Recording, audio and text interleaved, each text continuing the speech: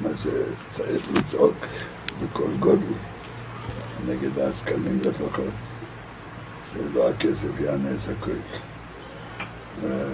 חוץ מה שלגופו של עניין, בלי הכסף, יעזוב, גם אם לא יקבלו מהשלטונות, אז הקדוש ברוך הוא יכול לעזור בדרך אחרת.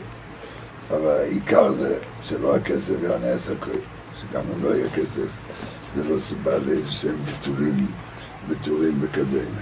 זה העיקר.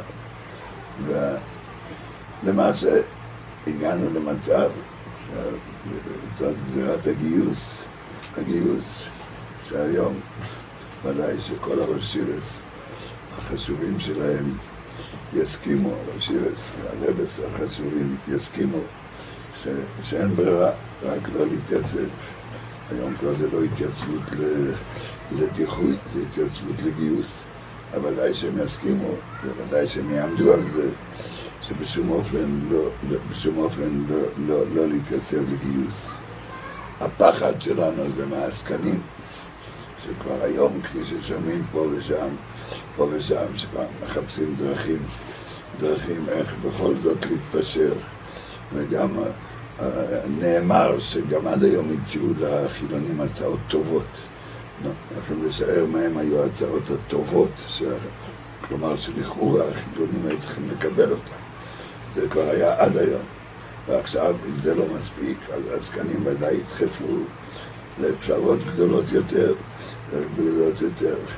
ועל זה אנחנו צריכים לצעוק, וזהו, שיעמדו בתוקף, כמו שהם הסכימו בהתחלה, לחזור לתורתו ומנותו, וחס וחלילה שהעסקנים לא ישפיעו על הציבור שלהם להתפשר עוד יותר. בוודאי שהמטרה של ההפגנה זה גם כלפי השלטונות, ודאי שהשלטונות, ובאמת לכן חשוב באמת לדאוג שישתתפו בהפגנה, לא רק הציבור שלנו, שבעצם הגזירה של עכשיו לא נוגעת לו. מה שכבר כמעט 10 שנים שהציבור שלנו לא מתייצב, הגזירה לא נוגעת לו, אבל צריך לחשוב גם על כלל ישראל. והסכנה בעצם בחוק הגיוס, חוץ ממה שדיברנו על הפשרות, עם שבסודץ, יקראו לו להתייצב, הוא ילך, האבא שלו, מה בראש, לא ללכת, מה להיות עריק, לא יעלה על הדעת.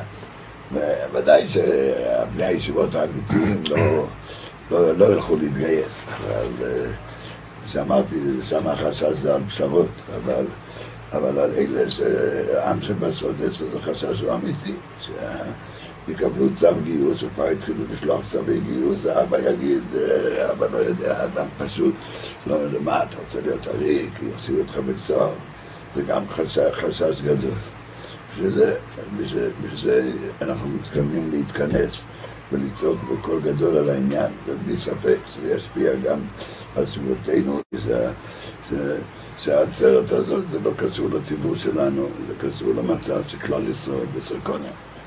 כלל בני התורה וכלל החרדים בסרקונה.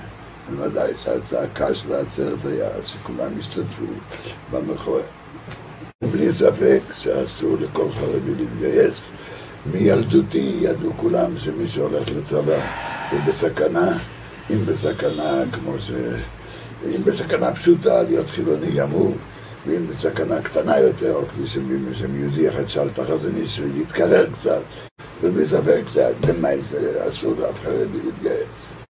ועוד פעם, זה על אלה שלומדים למערכת של רבייה, אבל אני מדבר שלא לומדים בכלל, שלהפך, שמבחינת הסכנה, הסכנה שלהם הרבה יותר גדול.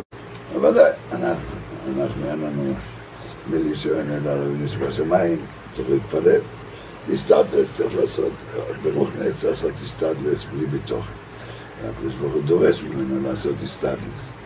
ודאי צריך לעשות את כל המאמצים שהעצרת הזאת תתקיים ותצליח ושיסתכל בציבור, ציבור גדול.